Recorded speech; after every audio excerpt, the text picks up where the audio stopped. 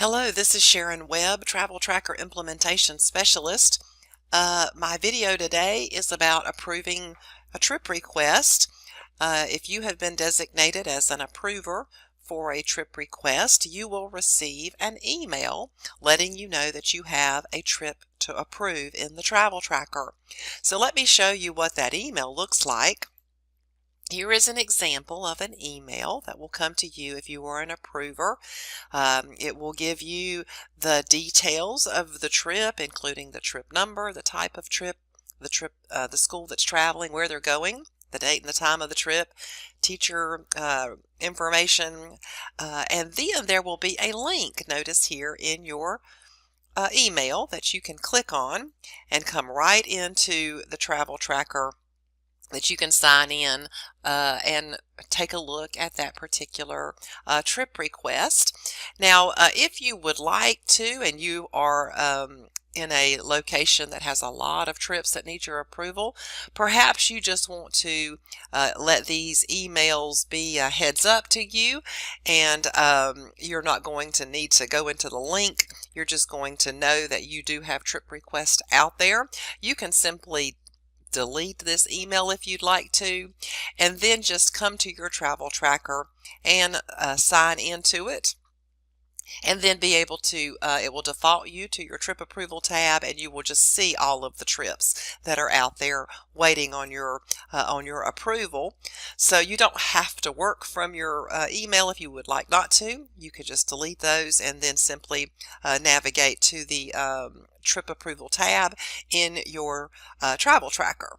Now, once you have gotten into the Travel Tracker and selected your trip approval tab up here, it's going to default to any trips out there waiting on your approval.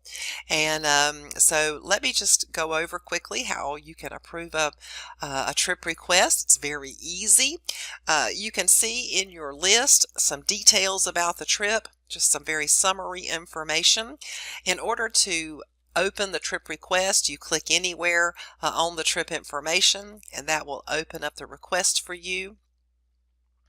You will simply scroll through and, of course, review the information in the request. Notice that you can make some changes if you'd like to. There are some editable fields for you. So as you're scrolling through, if you need to make changes, you can. The section that you are looking for is at the bottom of the request form. There, it's a blue background and it says approval. Maybe a different particular level, which depending on your level of approval, you might be the first approver, you may be down in the flow somewhat, but you'll see your level of approval. You will see your email address. Notice there's a comment box and then a couple of buttons that you could either approve or deny this particular request.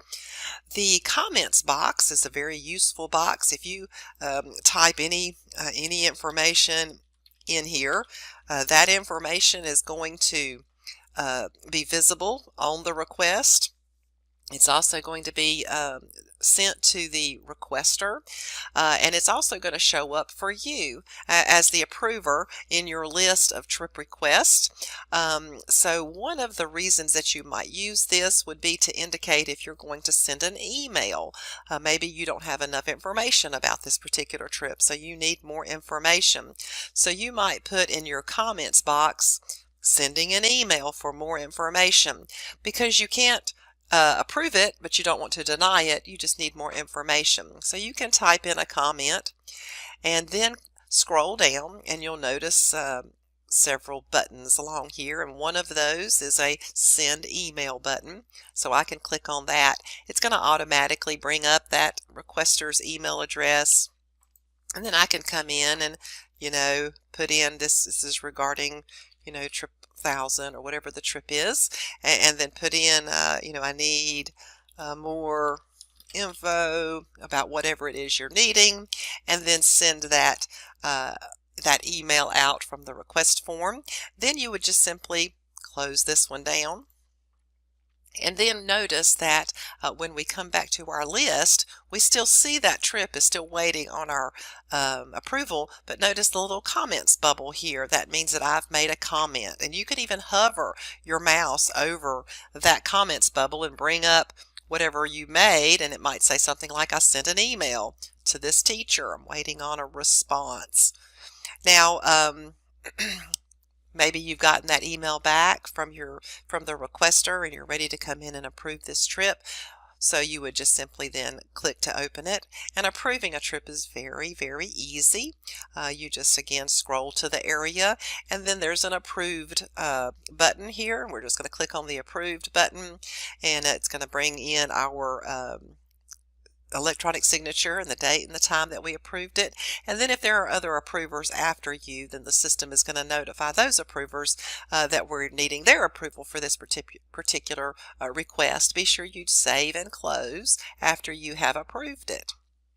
Now there's a couple of other things that you may want to do as an approver. So let's open up this one, and we're not going to send an email, but we do want to make a comment that would show up in the history of the trip request.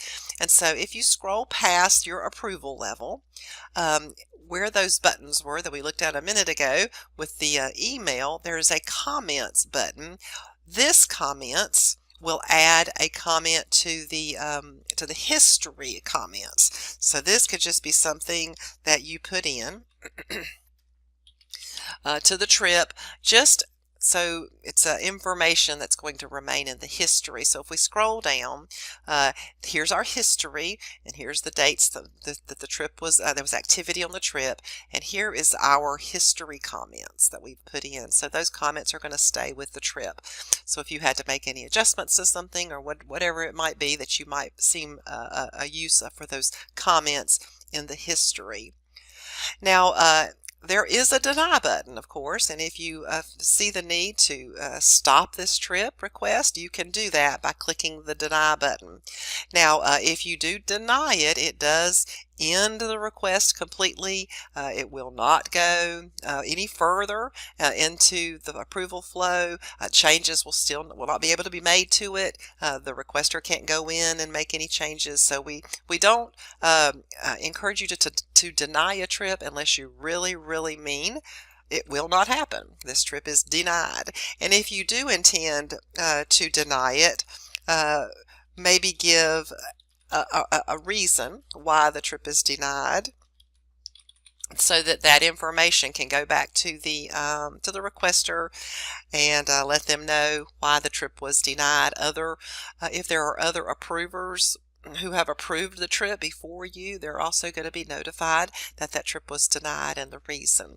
So if you do decide to deny, we do encourage you to put a comment there. Click on the denied button, and then again your electronic signature, date and time will appear, and then just be sure you do click the save and close button, and so then that trip will be gone from your list, and then you will just continue to work through your trip requests, opening them up and reviewing, and decide if you're going to approve it or deny it perhaps. And then you do have the options of sending emails and making comments on your on those requests. So hopefully that will get you started approving trips. Of course, there's quite a few other options that you see here on your approver tab.